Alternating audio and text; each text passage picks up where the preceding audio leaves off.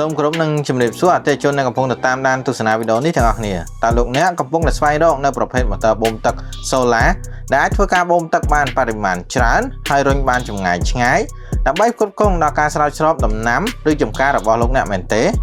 ខ្ញុំសូមណែនាំនៅប្រភេទម៉ូទ័របូមទឹក Solar ម៉ាក Capeda ដែលជាប្រភេទផលិតផលស្របតាមស្តង់ដារប្រទេសអ៊ីតាលី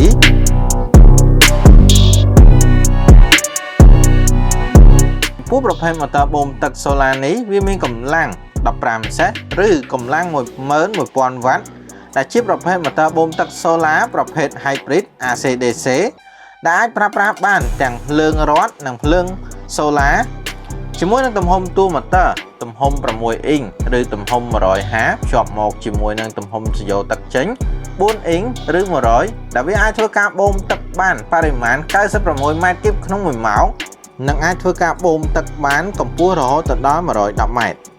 ចំពោះប្រភេទម៉ូទ័របូមទឹក Solar ប្រភេទនេះ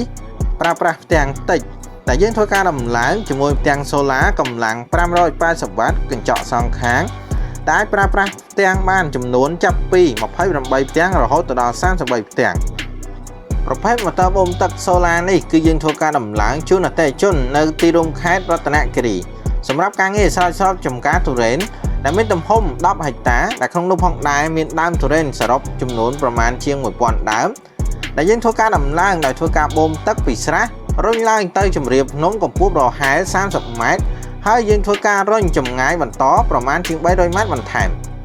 ចំពោះដំណើរការស្រោចស្រពដើមទុរេននេះគឺយើងអាចប្រើប្រាស់ទឹកក្នុងការស្រោចស្រពក្នុងមួយដងបានចំនួន50ដើមទុរេនដែលក្នុងមួយដើមយើងប្រើប្រាស់ជាមួយនឹងក្បាលវល់សាច់ចំនួន3ក្បាលដែលសរុបក្នុងមួយលើកយើងអាចប្រើប្រាស់ក្បាលវល់សាច់ចំនួន150ក្បាលវល់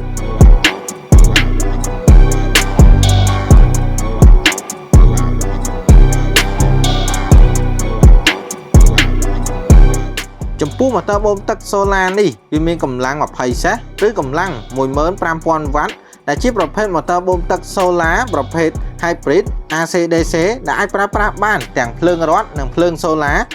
ជាមួយនឹងទំហំតួ6អ៊ីងឬ150ភ្ជាប់មកជាមួយនឹងទំហំស្យោទឹកចេញ4អ៊ីងឬ100ដែលវាអាចធ្វើការបូមទឹកបានបរិមាណចំនួន96ម៉ែត្រគីបក្នុង1ម៉ោងនិងអាចធ្វើការរុញកម្ពស់រហូតដល់132ម៉ែត្រ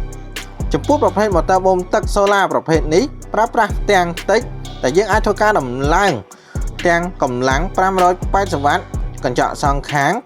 ដែលអាចប្រើបានចាប់ពីចំនួន37ផ្ទាំងរហូតដល់42ផ្ទាំង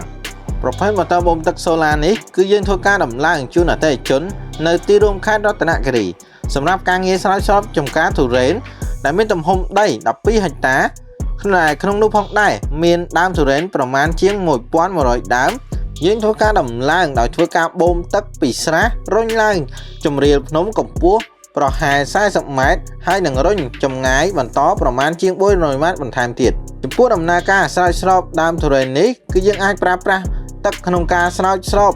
មួយដងបានចំនួន70ដើមទុរេនដែលក្នុងនោះផងដែរគឺយើងប្រើប្រាស់ជាមួយនឹងក្បាលវិលសាច់ចំនួន3ក្បាលក្នុងមួយដើមសរុបចំនួនក្បាលវិលចំនួន210ក្បាលវិលម៉ូទ័របូមទឹក Solar ម៉ាក Capeda ជាប្រភេទផលិតផលដែលមានគុណភាពខ្ពស់កម្លាំងខ្លាំងប្រើធន់ប្រើប្រាស់បានយូរបូមទឹកបានច្រើន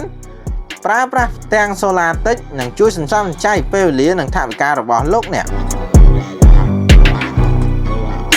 ក៏មានការធានាបន្ថែមរយៈពេល1ឆ្នាំទៅលើប្រភេទម៉ូទ័រនិងរយៈពេល10ឆ្នាំទៅលើពន្លឺចំពោះប្រភេទទាំង Solar ផងដែរ